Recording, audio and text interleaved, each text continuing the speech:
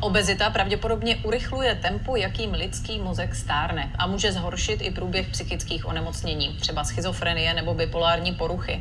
Naznačuje to první fáze mezinárodní studie, do které se zapojili i vědci z Národního ústavu duševního zdraví.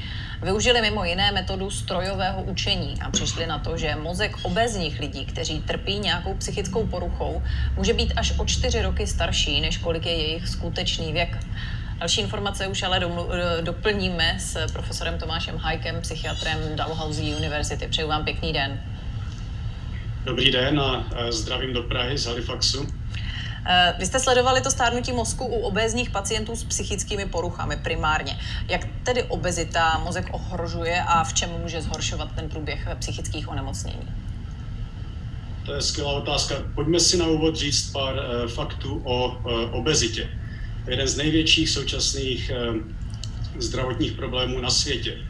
V současnosti na světě je zhruba více než 2 miliardy lidí, kteří trpí nadváhou. V Česku zhruba 1/5 populace, ve Spojených státech zhruba 40% splňuje kritéria pro obezitu.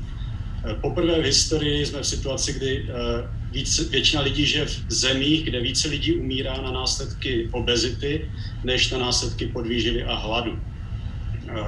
Ten dopad obezity na tělesné zdraví je obrovský.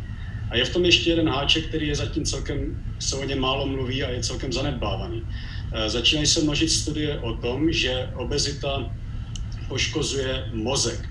Lidé s obezitou často mají atrofii mozkové kůry, podkorových oblastí, mají větší objem komor, změny v bílé hmotě. A jeden nedávný převodový článek to shrnul slovy, že s tím, jak se pas rozšiřuje, tak se mozek zmenšuje. Není tedy překvapivé, že obezita je rizikovým faktorem pro předčasné stárnutí mozku a pro Alzheimerovu demenci. Nejenom Alzheimerovu, ale i vaskulární demenci. A řada autorů se obává, že ta současná pandemie obezity se v budoucnu přetaví do pandemie demence. A co se týče toho výzkumu, když se vrátíme k tomu stárnutí a tomu zhoršování průběhu psychických onemocnění, tak co vlastně zjistila ta vaše studie? No, nás to zajímalo z toho důvodu, že ten problém obezity je obzvlášť výrazný u pacientů se závažnými duševními nemocemi, kteří mají výrazně vyšší riziko obezity než obecná populace. A ukazuje se tam zajímavá věc, že obezita totiž zhoršuje průběh té samotné duševní nemoci.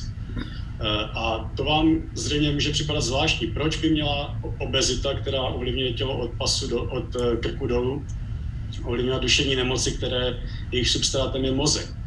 No a my jsme se domnívali, že to pojítko mezi obezitou a zhoršeným průběhem duševních nemocí je právě s obezitou související změny mozku. A to je to, co jsme studovali v naší studii. My jsme v úvodu zmiňovali to, že jste využili algoritmus, který dokáže odhadnout věk mozku. Jak to vlastně funguje? To je velmi zajímavá metoda. My jsme od pacientů s první epizodou psychózy a od kontrol sbírali detailní snímky mozku a ty jsme zpracovali unikátní metodou, která se říká Brain Age. Ta metoda je založená na odhadování věku mozku. Pokud se na někoho podíváte, tak víceméně dokážete asi odhadnout, jak je starý. No, něco podobného se dá udělat i na základě skenu mozku. Když se podíváte na strukturu mozku, můžete zhruba odhadnout, jak starý ten mozek je. Tohle je samozřejmě něco, co nedokáže nikdo z nás, ale je možné vycvičit počítač, aby to dělal. A naše kolegyně Katia Franke z Jeny vytrénovala model za pomoci právě toho strojového učení, který dokáže odhadnout věk mozku na základě těch skenů z magnetické rezonance s poměrně velkou přesností. Ona je to podobná technologie, jakou třeba máte v iPhoneu, která umožní iPhoneu rozpoznat váš obličej. Já vám musím poděkovat. Profesor Tomáš Hájek, psychiatr z Dalhousie University, byl hostem našeho vysílání. Díky moc za to a přeju pěkný den. Hezký den, děkuji.